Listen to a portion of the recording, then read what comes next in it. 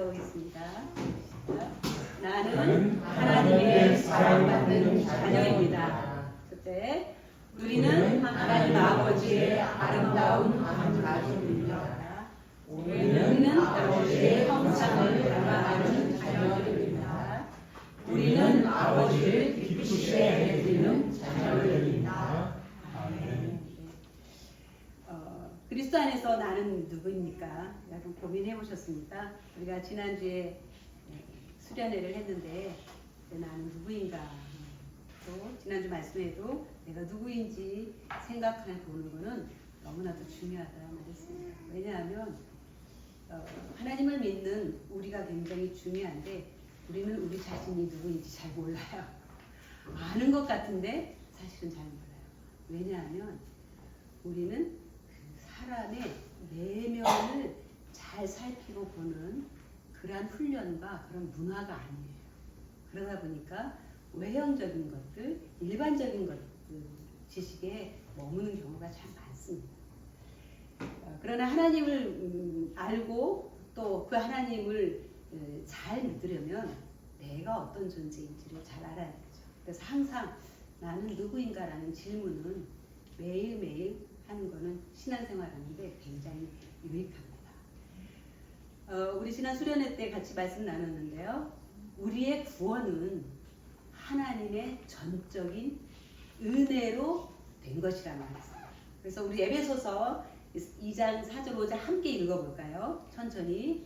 긍휼히 풍성하신 하나님이 우리를 사랑하신 그 큰 사랑을 인하여 허물로 죽은 우리를 그리스도와 함께 살리셨고 너희는 은혜로 구원을 받은 것이라. 아멘. 그 큰 사랑을 인해서 우리가 구원을 받은 거예요. 우리는 어떤 사람이었어요? 허물로 죽었던 사람이었어요. 여러분 우리가 죽었던 시절을 기억합니까? 사실 우리는 죽었던 시절이 있었던 사람들입니다. 모태신앙이라고 해도 우리는 다 죽었던 시절.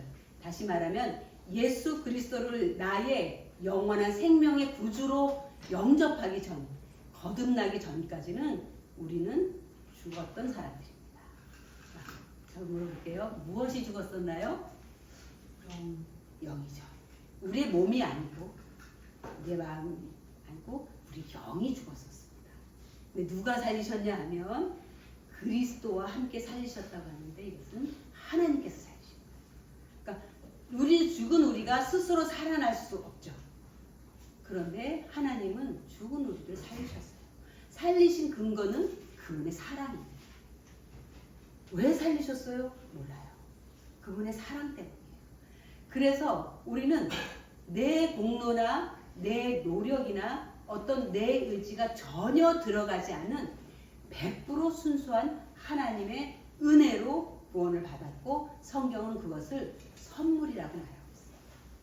선물은 무슨 대가를 보고 주는 거 아니지요. 그것은 그냥 마음에서 우러나서 기쁨으로 주는 것입니다. 우리가 구원을 그렇게 받았다고 하는 거죠. 또 그래서 우리는 이 은혜로 구원을 받았다는 사실에 머릿속에 가슴속에 이게 새겨져야 돼요. 왜냐하면 우리는 신앙생활을 열심히 한다는 것을 은연중에 내가 구원을 확실하게 받기 위해서 열심히 하나님을 섬겨야지 착한 마음으로 선행을 해야지 하는 생각이 우리의 잠재의식에 다 들어있어요. 우리의 문화가 그렇고 또 우리가 가지고 있는 양심이 우리를 그렇게 이끌어가는 것 같아요. 그런데 우리가 구원을 받는 거에는 우리의 힘으로 할 수 있는 건 아무것도 들어가지 않았습니다. 그래서 그건 은혜인 거예요. 로마서 11장 16절도 한번 같이 읽어볼까요? 만일 은혜로 된 것이면 행위로 말미암지 않으니 그렇지 않으면 은혜가 은혜되지 못하느니라. 아멘. 우리의 행위가 들어가지 않았다는 거예요. 그래서 은혜라는 거죠.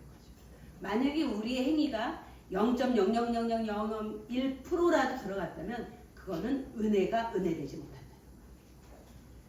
그러니까 여러분들 우리가 항상 나의 구원은 100% 하나님의 사랑에 의해서 이루어졌다고 하는 것. 그래서 내가 구원받기 위해서 무언가를 해야 된다고 하는 그 부담감, 그 죄책감, 그 눌림이 있으면 안 돼요.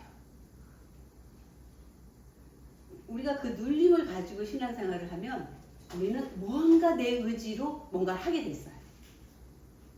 좋은 일도 해야 되고 열심히 기도하려고도 하고 열심히 말씀도 읽으려고 하고 뭔가 하나님을 기쁘시게 하기 위해서 하려고 해요.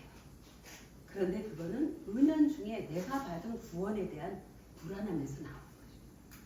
그래서 그런 부담이나 눌림이나 그게 없어야 돼요. 왜냐하면 은혜로 받은 것이기 때문에 나의 행동에 상관없이 하나님이 꽉 구원을 붙들고 계시기 때문입니다. 왜 그게 그렇게 되느냐? 나 자신을 보면 너무나도 안 맞는 말이에요. 여러분 우리가 정말 구원자 받은답게 그렇게 거듭난 삶을 살고 있나요?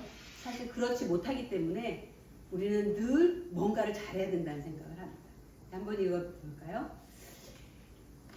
하나님이 사람을 만드셨는데 이 사람의 형상은 어떻게 만들어졌을까 살펴보면 성경 데살로니가 전서에 보면 혼과 육과 혼과 영으로 만들어졌다고 했어요.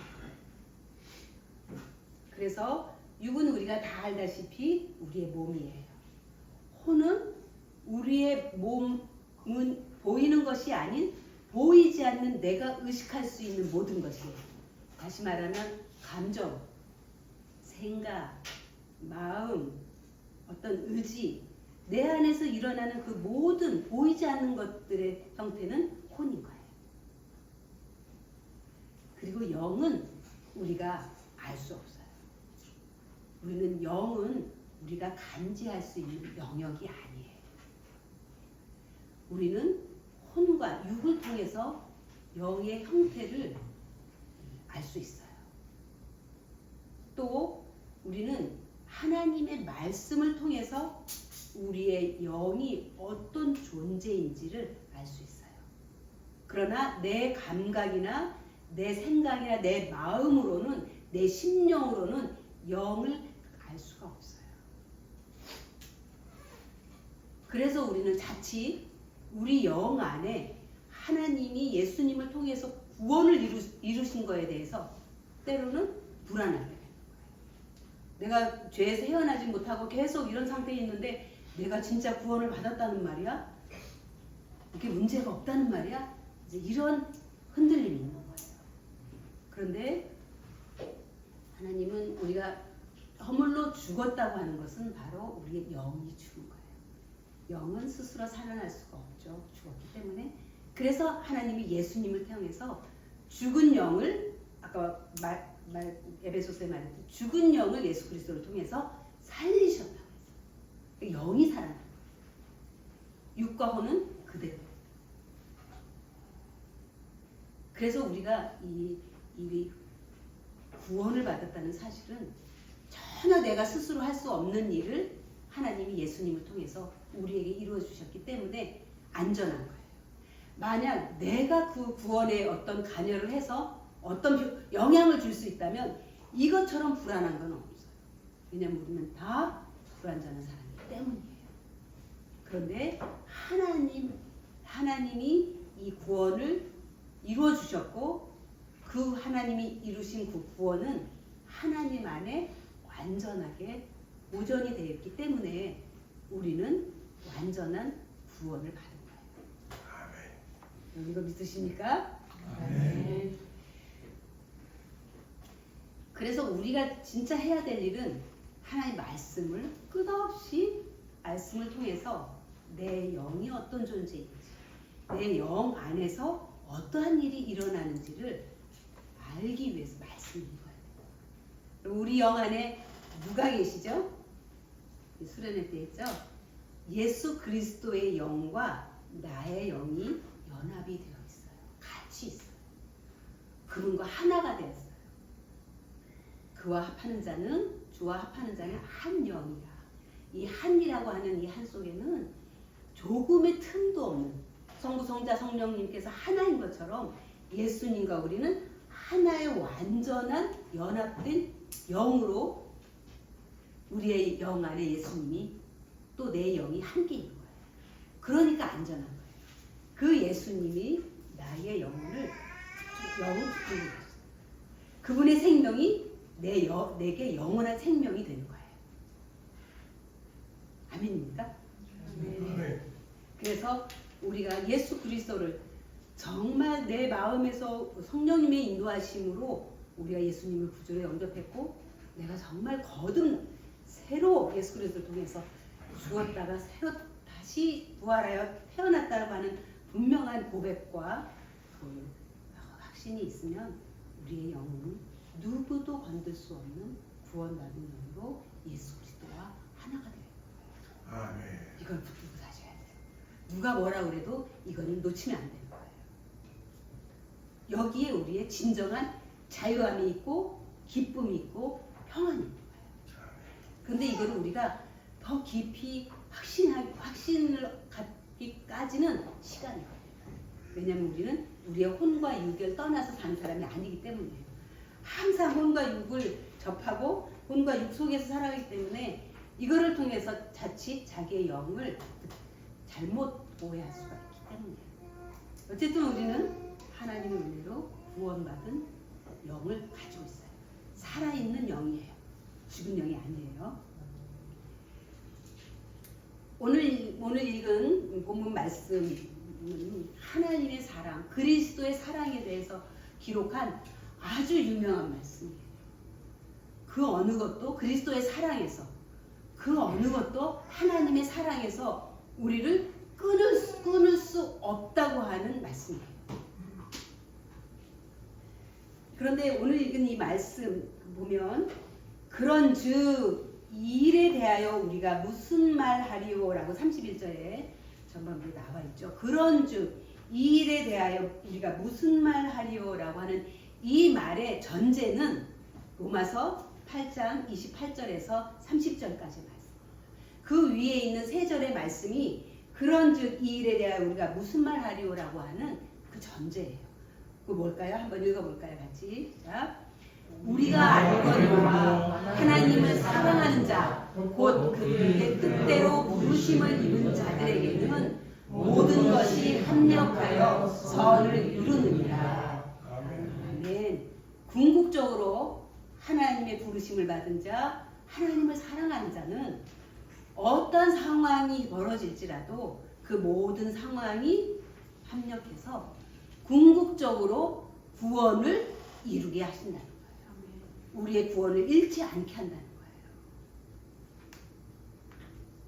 이거는 하나님이 그 일을 주도하신다는 것입니다. 그 다음에 29절 한번 볼까요? 같이 읽어보겠습니다.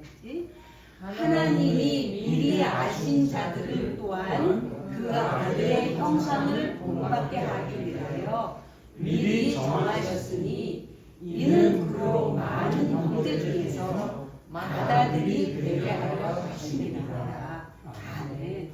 하나님이 미리 아셨대요. 그런데 미리 아신 것뿐만이 아니라 또 미리 정하셨대요. 왜?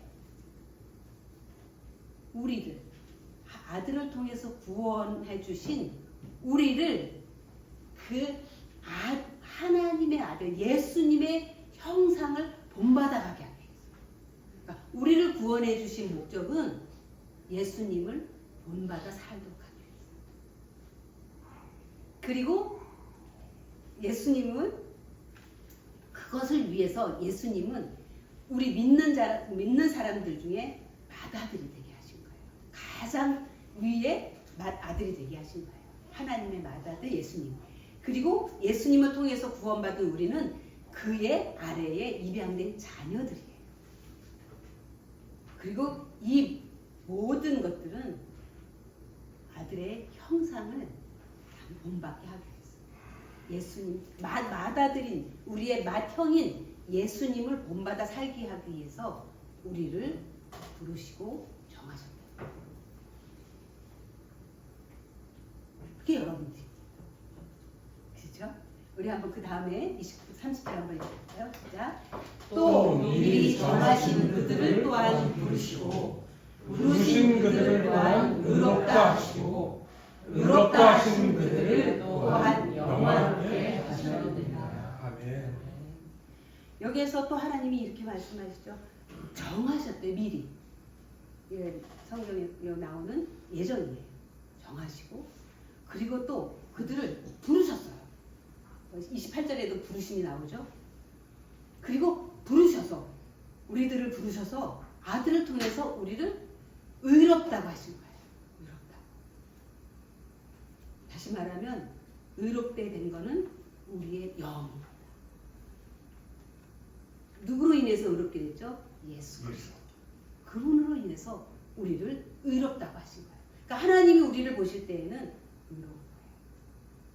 그리고 의롭다고 하신 것뿐만이 아니라 우리를 영화롭게 하는 것입니다. 궁극적으로 우리를 영화롭게, 당신의 자녀들을 가장 영화롭게 만들기 위해서 하나님은 이 모든 일들을 하셨다. 이 영화는 우리가 하나님의 나라에 가면 아마 마음껏 누리는 은혜일 것입니다. 어쨌든 하나님은 우리를 위해서 이 일들을 하셨어요. 자, 이렇게 우리를 하나님이 사랑하셨는데, 이렇게 우리를 사랑하신 하나님이, 이렇게 하나님 우리를 위하신다면 누가 우리를 대적할 것일까요? 누가 우리를 공격할 것일까요? 사실 이 하나님의 사랑, 이 하나님의 사랑은 우리가 다 알 수 없죠. 이것을 우리가 다 안다든지 또 이것을 우리가 아는 것을 다 설명할 수 있는 사람이 이 세상에 있을까 싶어요. 없을 거예요.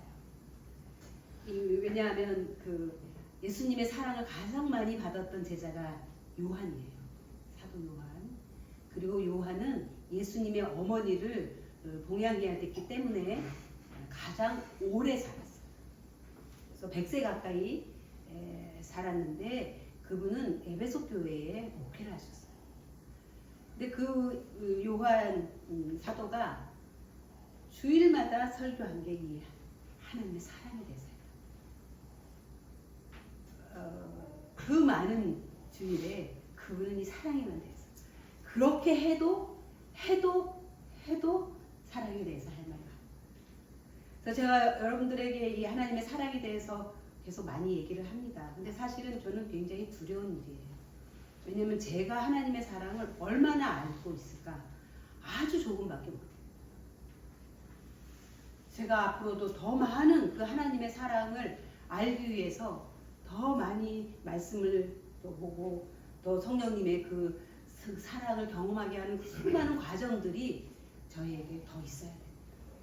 그럼에도 불구하고 제가 계속해서 이 사랑을 말씀을 드리는 건 우리가 이 하나님의 사랑을 알지 못하고서는 우리 하나님을 바르게 섬길 수가 없기 때문에 우리가 하나님의 사랑을 알지 못하고 잘 하나님을 섬기고 하나님을 잘 믿는다고 하는 것은 100% 거짓말입니다. 그는 하나님의 사랑을 모르고 하는 것은 종교행위입니다. 왜냐하면 이 사랑이 내 마음을 움직여서 내가 하나님께 사랑에 반응하도록 하는 거가 사랑이지 내 의지가 아니라는 거예요. 내 의가 아니라. 그래서 제가 경험한 작은 사랑이지만 그 사랑이 그만큼 중요하기 때문에 여러분들이 계속 어떤 일을 하려고 노력하려고 애쓰지 말고 사랑을 더 깊이 체험하라는 거예요. 제가 대학 다닐 때 개인적인 간증이 있었습니다. 양해를 구합니다. 대학 다닐 4학년 때 동창이 음대를 다니는데 졸업 연주회가 있다고 제가 너무 이 가슴이 떨려서 연주하는 거 가슴이 떨려서 저거 기도하시는 권사님이 계신데 같이 기도받으러 가자 그러더라고요. 근데 저는 또 장로교회에서 아주 보수적으로 조용조용하게 신앙생활하는데 자라가지고 어디에 기도받으러 가고 그런 거를 잘 몰랐어요. 개인적으로 기도원은 가서 기도했지만 개인적으로 가서 기도받는 걸 잘 몰랐기 때문에 굉장히 그 마음이 내키지 않았지만 친구가 정말 자기 일이 받고 싶고 그 힘을 얻고 싶다 그래서 같이 갔어요. 그래서 저 회기동 어느 개인 주택이었어요. 그래서 문을 열고 이렇게 집에 들어갔더니 연세가 많으시 80이 넘으신 권사님이셨어요. 잘 거동을 못 하시는 주로 앉아 계시는데 많이 기도하시는 분이었어요. 꼭 안 나와주시는 분이에요. 그래서 이제 그 친구가 그 권사님이 이리 와라 같이 기도하자. 그러니까 제 친구가 가서 기도를 했어요. 그러니까 이제 그 친구를 위해서 예언 기도도 해주고 많은 기도를 해줘서 아주 친구가 이제 격려를 많이 받고 용기를 얻었어요. 그리고는 이제 저는 이제 그리고 나오려고 했는데 그 권사님이 얘 너도 좀 이리 와봐라 그래요. 저보고 오라고 그러는 거예요. 저 구석에 앉아 있다가 너무 무섭기도 하고 그래서 이제 주춤주춤 하다가 이제 하도 강력하게 오라고 그래서 제가 가서 이제 그 하느냐 권사님 앞에 무릎 꿇고 앉았어요. 그랬더니 이제 손 닿고 그러시더라고요. 내 친구도 여기 손 잡고 기도했거든요. 그래서 손 닿고 그래서 저는 이제 손을 들고 고개를 푹 숙이고 이제 어떤 상황인지 잘 몰라서 이러고 있었더니 이 권사님이 이제 기도를 막 하시려고 막 하시다가 갑자기 기도하시다 말고 야 넌 도대체 누구냐 그러면서 제가 고개를 푹 숙이면서 제 머리를 막 들면서 너는 도대체 누구냐? 너의 어머니는 어떤 사람이냐? 도대체 너의 어머니가 어떤 사람이기에 너의 어머니에게 쏟아지는 사랑이 너에 그냥 흘러넘쳐서 너에게로 오고 있다. 너 그거 알고 있니? 정말 그러시더라고요. 그래서 이제 무슨 말씀을 기도했는지 너무 당황스럽고 그래서 이제 그렇게 기도 받고 나왔어요. 많은 기도를 해주셨어요. 그때 제가 사랑에 대해서 사랑은 흘러가는구나. 그때 경험했어요. 그리고 저도 항상 나의 사랑이 우리 아이들에게 흘러가게 내가 살아야 되겠구나. 하나님 섬겨야 되겠구나. 그때 들었던 생각이 들 거예요. 왜냐면 제가 어머니로부터 받았다고 하니까. 그리고 제가 힘들 때마다 또 어떤 일이 있을 때마다 그게 저에게는 굉장한 힘이 되었어요. 그래, 내가 느끼든 못 느끼든 나에게는 그 하나님의 사랑이 지금도 흘러가고 있어. 그래서 저도 저희 어머니 장례식 때 그 조사를 제가 조사를 하게 됐어요. 그 조사를 이렇게 준비하면서 주 생각해 봤어요. 어머니의 삶이 어떤 의미가 있었는가. 그런데 어머니는 어느 선교사님들의 그 사랑을 참 많이 받았어요. 선교사님들을 통해서 삼성도에 선교사님들을 통해서 복음을 들었고 그분들의 사랑으로 신앙 생활을 했고 또 신학교도 그분들이 세운 신학교를 졸업하고 또 이제 지방에 내려오셔서 군산이라고 하는 중산보다 더 시골에 내려오셔서 이제 고아들을 또 여신도 여전도에 또 지역사회에 많은 이제 사회봉사들 이런 것들을 하면서 그 사랑을 흘려보낸 거예요. 그런데 그 사랑이 나에게 왔고 저를 통해서 우리 몽골 형제 자매들에게 흘러갔다는 생각이 들었어요. 그래서 그것을 제가 고백했던 그런 기억이 있습니다. 사랑은 나에게로 흘러와서 누군가에게 흘러가게 돼 있습니다. 이거는 사랑의 통로입니다. 그래서 내가 이 사랑이 막히지 않는 그러한 마음을 가져야 돼요. 그런 혼을 가져야 돼요. 그런 삶을 살아야 돼요. 근데 모르면 무의식 중에 행동하기 때문에 우리의 본성적으로 살아가게 돼 있어요. 그래서 우리가 얼마나 놀라운 사랑을 받았는지 아까 우리가 읽은 그 말씀들 로마서의 앞에 나오는 이 말씀들은 정말 하나님의 그 우리가 다 헤아릴 수 없는 우리를 향한 사랑이 기록되어 있습니다. 그런데 이게 어느 특정한 사람을 향해서 기록된 게 아니에요. 이거는 모든 사람들을 위해서 기록해놨습니다. 그러나 모든 사람이 이것을 자기의 것으로 받아들이지는 않아요. 그러나 이 말씀을 읽고 이 말씀을 나에게 주시는 말씀으로 내가 받아들이고 그 하나님의 사랑이 나에게 흘러오고 있구나.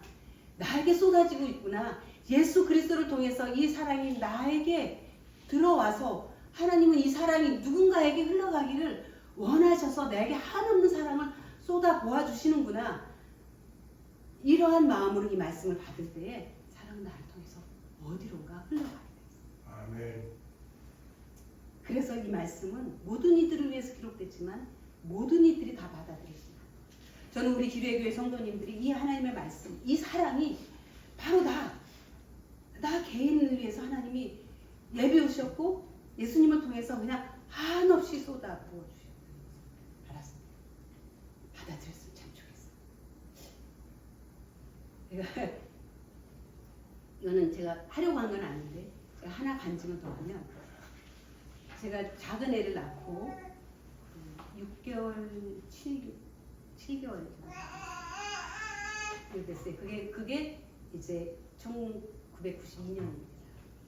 근데 제가 이제 교회를 갔다 와서 아이를 뉘는데 아이가 아주 그냥 기겁을 경기하듯이 우는 거예요.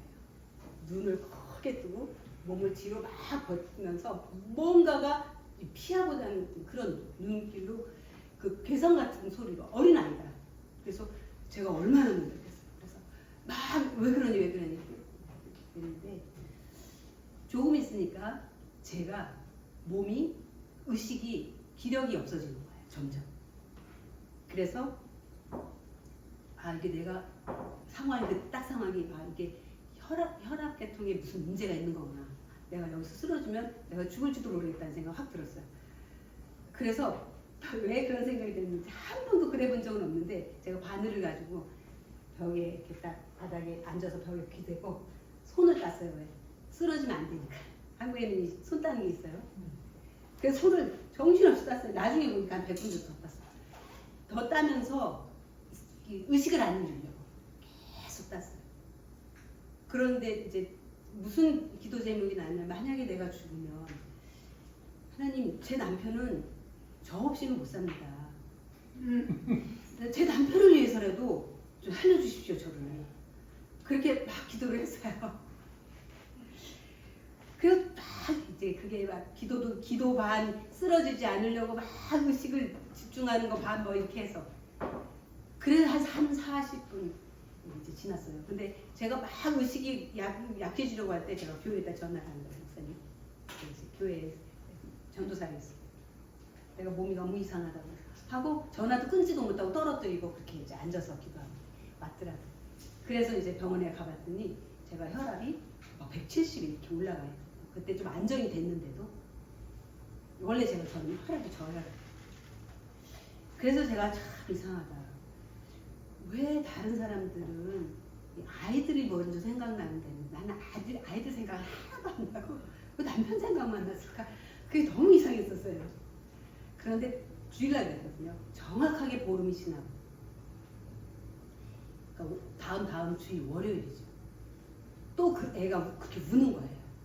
그래서 그때는 이건 얘의 문제가 아니구나, 내 문제구나 해서 그 뒤져보니까 청심환이 하나 있어 먹고 바늘 딱 들고 이렇게 딱 이래가지고 이제 이 의식과 싸우는 거예요. 근데 만약에 내가 죽는다면 계속 싸우는 거죠. 하나님, 우리 아이들은 어떡해? 그때는 남편 생각 안 나요. 그때는 아이들 생각나요. 하나님, 아이들 나에게 기르라고 주셨는데 내가 이 아이들을 양육하고 더 데려가십시오. 절박하게 기도하는 거예요. 죽음과의 싸움이에요. 그래서 그렇게 기도를 충분히 이제 막 정신없이 하고 있는데 이게 내가 싸워서 이길 수 있는 게 아닌 거예요. 그러고 나니까 아이들 문제를 싹 간 거예요. 죽음이 더 가까이 왔다고 생각해요. 그러면 주님, 제가 가야 된다면 제 삶이 하나님 앞에 어떻게 드러낼 건가요? 저는 정말 집, 교회, 학교 외에는 관심 있는 데도 없고 아는 데도 없는 사람인데 갑자기 하나님 앞에 갔으니까 하나님 앞에 들고 갈 게 아무것도 없는 거예요. 이것저것 다 생각해보니까 들고 갈 게 아무것도 없는 거예요. 마치 딱 쥐었는데 이 손가락 밖으로 다 모래알처럼 떨어지고 보니까 하나님 앞에 내놓을 게 아무것도 없는 거예요.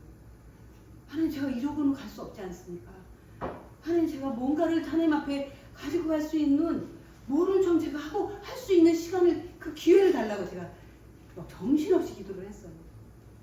그런데 정말 의식이 쓰러질 것 같더라고요. 제가 굉장히 정신적으로 이렇게 강한 사람인데 더 이상 버티기가 어려운 거예요.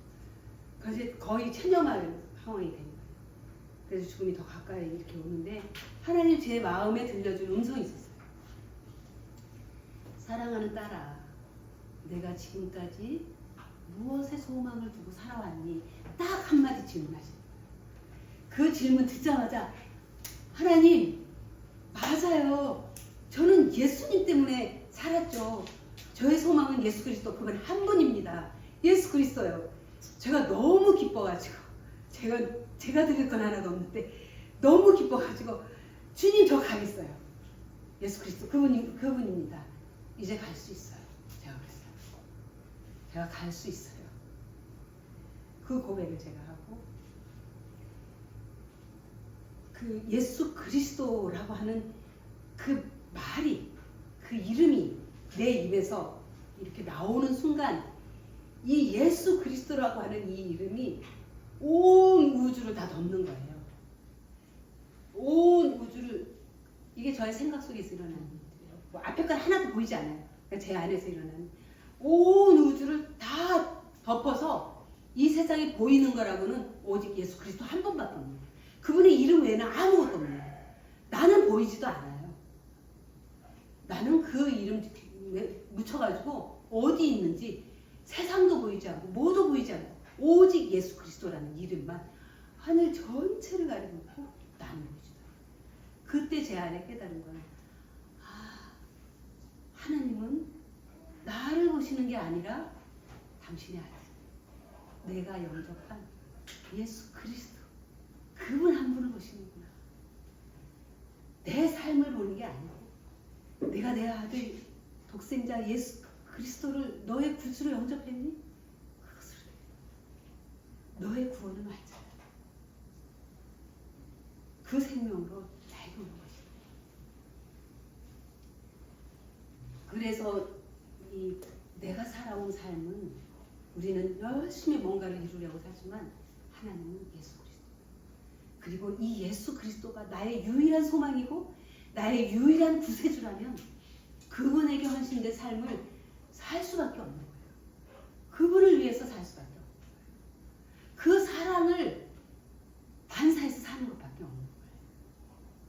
사람이 자유할 수 있어요. 그래서 주님 가겠습니다. 갈 수 있어요 이제. 그러자 그냥 제 의식이 확 안에 들어오면서 제가 회복이 됩니다. 2시간 반을 싸운 거예요. 영적 싸움을 한 거죠.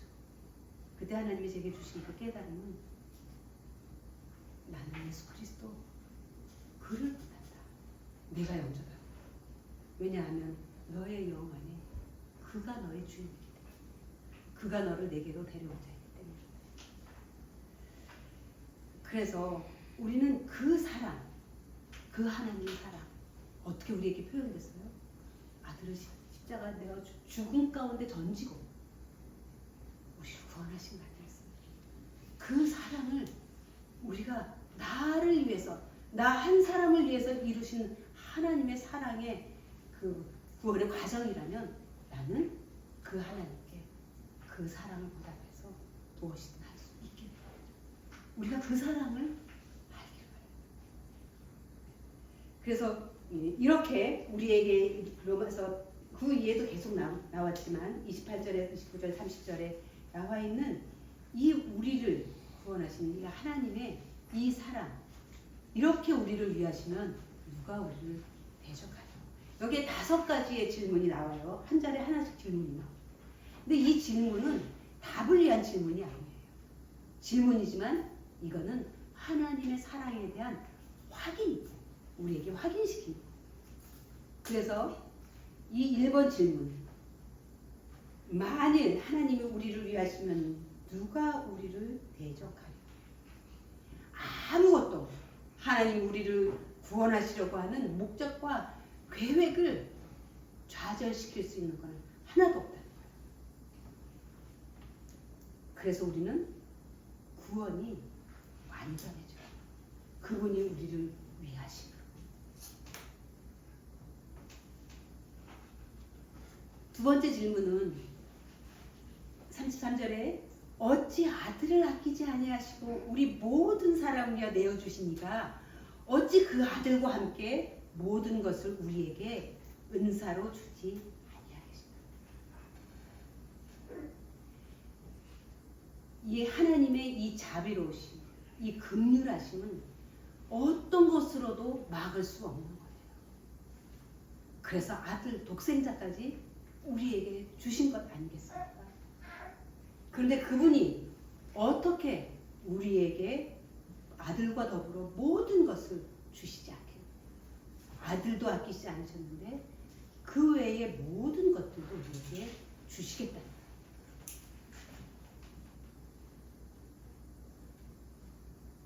여러분, 하나님이 우리를 위하시기 때문에 우리를 대적하는 자가 없습니다. 우리를 대적하는 영들이 있다면 우리는 그들을 몰아내면 됩니다. 우리 목 목사님 아버님이 아프셔서 돌아가시기 전까지 노트를 보니까 뒤에 선포 기도를 그렇게 하셨다는 거예요. 악한 놈들 물러가라. 내가 선포하노니 너희들 물러갈지어다. 계속 그렇게 평상에서도 아프신 가운데서도 그렇게 계속 선포하면서 하나님이 내게 주신 구원, 하나님이 내게 주신 이 축복, 이거를 잃지 않고 붙들고 있었던 것입니다. 그리고 구원과 함께 아들과 함께 우리에게 필요한 은사와 모든 복을 우리에게도 주신다는 것입니다. 이거는 우리 에베소서 1장에 다 나와 있는 놀라운 창세 전에부터 계획했던 축복이잖아요. 그 다음에 세 번째 질문은 33절에 누가 능히 하나님의 택하신 자들을 송사하리요. 의롭다 하신 이는 하나님이십니다. 여러분이 송사하다, 고소하다 이런 말이잖아요. 이 사탄이라고 하는 이 말의 뜻은 참소하는 자, 비방하는 자, 고소하는 자예요. 그러니까 그가 끝없이 우리의 구원을 흔드는 거예요. 네가 그러고도 구원받은 자야? 너 자신을 돌아봐. 계속해서 우리가 받은 구원을 의심하게 만들고 흔드는 거예요. 그런데 하나님이 이미 우리를 의롭다고 하셨기 때문에 그들은 우리에게 송사를 할지언정 그 영향력을 우리에게 하나도 미치지 않는다. 왜냐하면 하나님이 우리를 택하시고 의롭다고 하셨기 때문입니다. 오늘 우리 모두가 하나님이 우리를 택하셨습니다. 하나님의 자녀를 삼으셨습니다.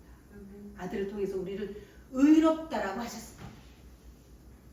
그러면 사탄은 더 이상 우리에게 송사하지도 비방하지도 우리를 의심하기도 할 수 없습니다. 그래서 그걸 물리치라는 거예요. 그 소리를 계속 듣고 있으면서 그런가 하면 내가 그들에게 문을 열어주면 그들은 합법적으로 들어오게 돼 있습니다. 이건 굉장히 법적인 문제더라고요. 이 사탄은 불법을 행하는 자예요. 왜냐하면 그들은 하나님의 자녀의 하나님의 영역 안에 하나님의 나라에 들어올 수 없는 자들이에요. 그런데 그들이 들어오는 것은 불법으로 들어오는 거예요. 그런데 만약에 우리가 그들에게 우리의 마음을 열어주고 그들을 의심하면서 그들의 생각에 귀를 기울이면 그들이 우리에게 들어올 수 있는 틈을 열어줘요. 그래서 조금 들어와서 발을 내밀어요. 그런데도 계속해서 그 의심의 생각을 떨쳐버리지 않으면 그들은 더 깊이 우리 안으로 들어와서 우리를 더 붙들고 흔들 것입니다. 우리는 그들의 흔들림을, 그들의 그 송사를 단호하게 예수 그리스도의 이름으로 물리치며 선포해요. 나사렛 예수의 이름으로 그 권세를 우리에게 주셨기 때문에 우리는 두려워하지 않고 그들을 물리칠 수 있어요. 그리고 이거는 어떤 큰 일이 있을 때가 아니에요.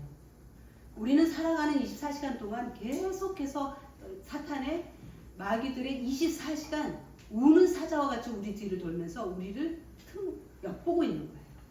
작은 일이든 큰 일이든 언제나 그들은 내가 마음속으로 예수 그리스도의 보혈로 나사렛 예수의 이름으로 그들을 물리치며 내 구원과 내가 하나님의 자녀된 것을 늘 다시 확인하면서 새 힘을 얻어야 되는 거죠. 그래서 하나님의 택하신 자들을 송사하고 정죄할 수 없다. 왜냐하면 그분이 그리스도를 통해서 우리를 의롭다고 하셨기 때문에. 하나님이 의롭다고 한 것을 누구도 더럽다고 할 수 없기 때문입니다. 이 34절에 보면 네 번째 질문이 나오죠. 누가 정죄하리요? 죽으실 뿐만 아니라 다시 살아나신 이는 예수 그리스도시다. 그는 하나님 우편에 계신 자요 우리를 위하여 간구하시는 자죠.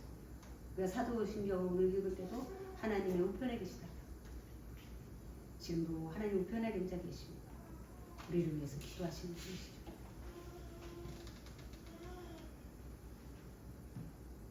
우리를 하나님의 사랑에서 분리시킬 수 있는 것은 아무것도 없어요.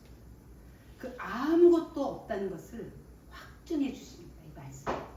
그분이 그리스도 안에서 그것을 모든 것을 나타내셨기 때문이에요. 예수 그리스도 안에서 죽음과 부활을 다 우리에게 보여주시고 그 죽음과 부활을 통해서 우리를 구원해 주셨기 때문이에요. 그래서 그 사랑에서 우리를 분리시킬 수 있는 것은 아무것도 없어요. 아멘입니다. 아멘.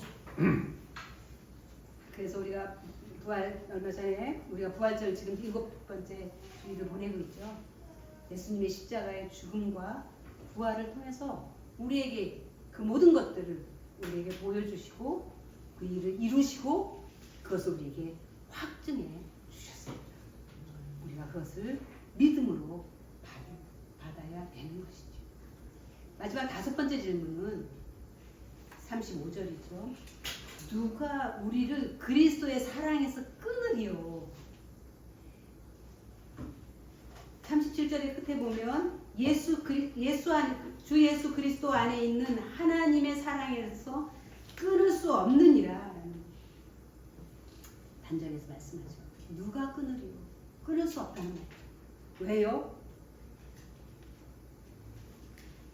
이 사랑은 우리가 하는 게 아니라 그분이 베풀어 주시고 그분이 그 사랑을 주도하고 있기 때문입니다. 이 하나님의 사랑을 우리가 예수 그리스도 하나님의 아들이 이 땅에 오셔서 십자가를 지시고 죽으셨죠. 그래서 우리는 독생자를 통해서 구원을 받았습니다. 우리가 이렇게 한번 생각해 볼 수 있을까요? 천지를 창조하시고 이 온 우주 만물의 주인이신 그 하나님이 이 땅에 직접 내려오셔서 십자가에서 죽으시고 십자가에서 피 흘려 죽으시고 못 박혀서 죽으시고 인부의 3일을 계시다가 인부는 지옥입니다. 계시다가 3일 만에 다시 살아.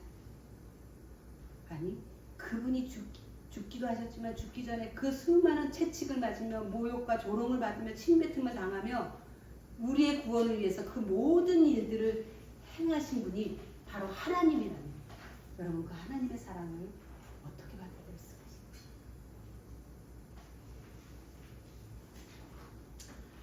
여기 환란이 하나 빠졌네요. 환란이나 곤고나 박해나 기근이나 적신이나 위험이나 칼일지라도 여기 칼일지라도 하는 것은 이것은 목숨의 위험을 겪는 그런 상황입니다. 생명의 위험을 겪는 공고한 환란 받는 공고한 박해받는 거 기근 가난하고 먹을 거 없고 헐벗고 수많은 위험 가운데 처해지고 믿는 자들이 이런 것일지라도 그 사랑에서 끊어낼 수 있다. 우리가 전에도 같이 나눠봤죠. 네로 왕조 때 수많은 믿는 사람들을 십자가 처형을 했죠. 그때 길거리에 불이 환하게 켜져 있었어요. 그 불빛이 무슨 불빛이었습니까? 길거리를 밝히기 위해서 크리스찬 믿는 사람들을 생사람에게 불을 붙여서 길에 가로등처럼 세워놔. 그 불빛 따라서 간다고 하는 거가 우리 찬송가에 나옵니다. 어느 민족 누구에게나 그 찬송의 2절 3절이 그런 내용. 그래서 그 불빛을 자기 몸이 태워서 죽는 한이 있더라도 이 사랑에서 끊어져 나가서 이 사랑을 버릴 수가 없어요. 여러분 우리가 받는 사랑은 그런 사랑. 저는 여러분들이 이 하나님의 사랑을 무엇으로 측정할 수 있을까? 이 사랑은 내가 하나님에게 얼만큼 헌신할 수 있는지 자발적으로 의무가 아닌 해야 되기 때문이 아닌 그런 거와 전혀 관계없이 그분의 사랑을 생각할 때 내가 어떻게 그분에게 말을 좀 더 드릴 수 있을까? 그 정도에 따라서 우리가 사랑을 알 수 있는 것이죠. 그 하나님의 사랑은 우리를 당신에게 헌신하게 모든 것을 당신에게 드릴 수 있게 만든 것이죠.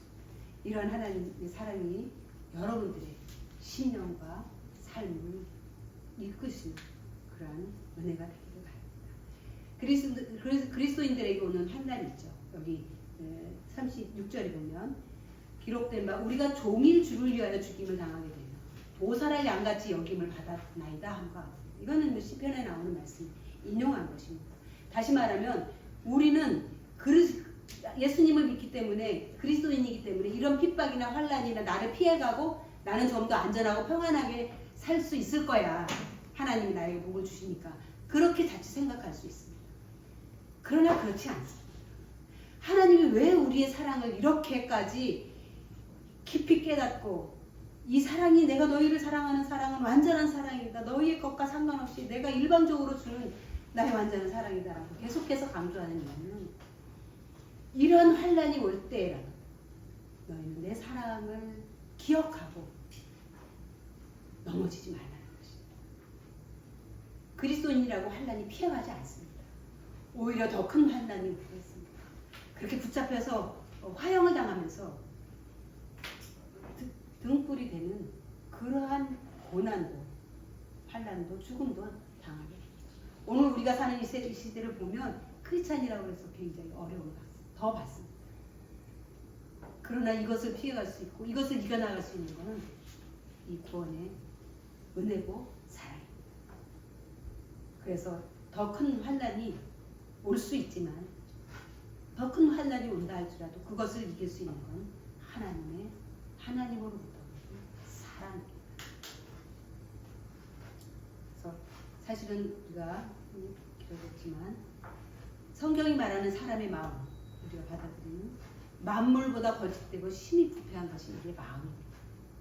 사실 이 사랑 하나님의 사랑을 우리가 받아들이지 못하는 이유는 이 마음 때문에 부패한 마음 때문에 거듭나지 못한 마음 때문에 그러나 이 심히 부패한 마음을 너희가 바꾸어서 그 사랑을 기억하고 말씀으로 그 마음을 바꾸라는 거예요. 그래서 모든 지킬 만한 것 중에 더욱 내 마음을 지키라는 거예요. 이 말씀을 내 마음에 담고 그 말씀으로 내 마음을 지키며 하나님의 사랑과 하나님으로부터 오는 이 생명을 끝까지 붙들라는 것입니다. 그래서 우리는 마음을 살피고 이 마음을 지키며 하나님의 사랑을 가야 될 것입니다. 하나님은 우리에게 어떻게 할 것인지 방법을 주셨습니다. 갈라디아서 보면 내가 이르노니 너희는 성령을 따라 해라. 그리하면 육체의 욕심은 이루지 않아. 우리가 성령은 우리에게 언제나 말씀하십니다. 언제나 함께 계십니다. 어떻게 하냐고요? 여러분이 이곳에 앉아있는 것을 보면 성령님은 우리와 함께 계십니다. 그런데 성령님은 아주 부드럽게 우리에게 말씀하세요. 그럼 성령님이 하시는 음성을 들을 수 있는 그런 민감한 귀를 가지시고 민감한 마음을 가지시기 바랍니다.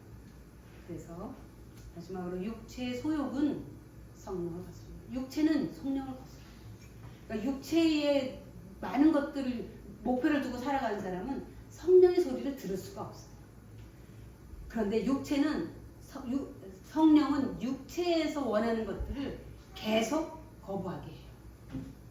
너의 그 육체의 욕망은 너를 무너뜨리는 거다. 그거를 따르지 마라. 계속 그렇게 우리에게 말씀합니다. 그래서 우리는 성령의 소리를 들어야 됩니다.